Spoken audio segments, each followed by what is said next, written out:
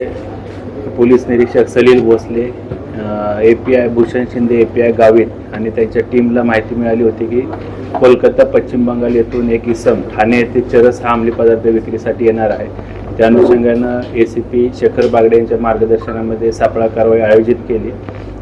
त्यामध्ये संशयित इसम शनिवार अली राहणार कोलकाता पश्चिम बंगाल यास ताब्यात घेण्यात आले. त्याच्याकडून 5 किलो 50 ग्रॅम चरस हा अंमली पदार्थ जप्त करण्यात आला, ज्याची किंमत अंदाजे 5,50,00,000 इतकी आहे. सदर इसमास अटक करून मान्य न्यायालयाने त्याला 26 नोव्हेंबरपर्यंत पोलीस कोठडी रिमांड दिलेला आहे. सदरचा इसम हा पश्चिम बंगाल येथून ठाणा येथे चरस विक्रीसाठी कोणाला विक्री करणार होता, त्यामध्ये अजून कोण इसम किंवा आरोपी संशयित कोण सामील आहेत का, त्या अनुषंगानं घटक 5 गुन्ह्याचे पोलीस निरीक्षक आणि त्यांची टीम हे अधिकचा तपास करत आहे.